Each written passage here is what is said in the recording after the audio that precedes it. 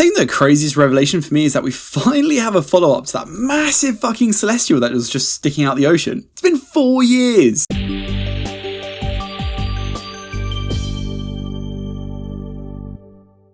Captain America, A Brave New World. Sam Wilson, the new Captain America, finds himself in the middle of an international incident and must discover the motive behind a nefarious global plan. It's kind of a vague IMDb description, considering how many surprises the trailers already give away. Looking at you, Red Hulk. But yeah, this is our second time seeing Sam Wilson don the Captain America suit, but this time with a film budget and scope behind him. There's been a lot of conversation surrounding the new Captain America. Chris Evans as Steve Rogers left some big boots to fill, and there was always going to be this discourse with any replacement. I feel like I was maybe on the fence to start with, but actually, having now watched this, I'm more on board with it. I think that's largely because whilst I prefer the pairing of Falcon and Winter Soldier more than Falcon and other Falcon, I actually prefer the writing of Sam's character more in this film. I think they better tackle the underlying problems with him being the new Captain America. How hard it is to fill those boots, the drawbacks of not taking the super soldier serum, and how he can make the Captain America his own. I think Mackie does a decent job of bringing a lot of new flavour to the character to make his Captain America stand out in a different manner, even if it is by definition a weaker version of Steve Rogers. God, I'm saying Captain America a lot. Let's just start tallying the corner. He also still kicks a bit of arse, with some pretty well-paced action scenes throughout the film to make the whole runtime feel relatively fast-paced. The movie hardly dragged, and I think the bottom line from that is that the movie ends up just being entertaining. Some of the fight choreography felt, I don't know, almost like a dance routine though. I mean that as in, because you don't have this obvious strength to showcase, Mackie is having to make up for it with some flashy moves, and it felt like you could see the stunt teams moving into position purely to take that kick that might not really have made much sense to do that in the first place.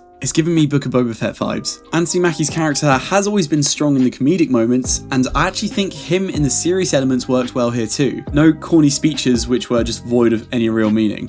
Okay, maybe one small one. Moving away from him, there's two other big wins that I want to talk about as well. One being Harrison Ford, who, to be honest, kind of surprised me with how much he got stuck into this role. I actually think he was really decent here, and showed a lot of heart in some touching moments. I mean, it's a shame William Hurt never got the chance to do this movie, but as a replacement, I think Harrison Ford did a pretty good job. The other character I was surprised by was Isaiah Bradley, played by Carl Lumbly. Again, a really strong performance with some tough moments that made you feel for him. He's not in it loads, but the bits he were in were great, and I was very surprised. And then obviously with the wins, there's some losses in there too, and unfortunately they're quite big ones. As much as I loved the opportunity to see the return of Tim Blake Nelson as the leader, his character just did not work for me. Overly expositional, and just felt like towards the end, the writers didn't really know what to do with him. So he just kind of shows up at random times with no explanation on how or why he got there. And then you flip it, and Giancarlo Esposito's character was just far too underutilized. And I actually think he would have been better as the central villain, having both just felt unnecessary. The other character who just didn't work for me was Shira Haas, who plays an ex-Black Widow agent turned security guard.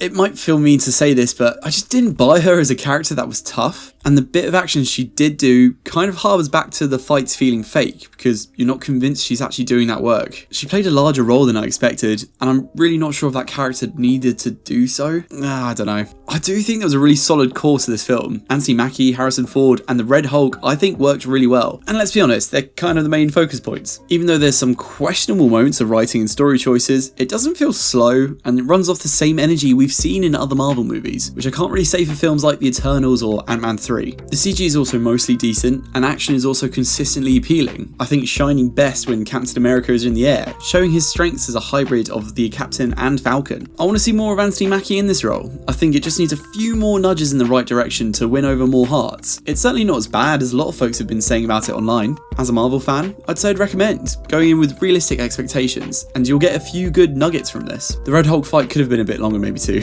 But yeah, that's Captain America 4 for me. Captain America Brave New World. Have you seen it yet? It came out this weekend, so maybe you have. If so, let me know your thoughts down in the comments below. If you enjoyed this video, feel free to leave a like and subscribe and all that sort of stuff. And as always, stay tuned for more reviews on movies, anime, and video games. Until next time guys, take care. Bye bye.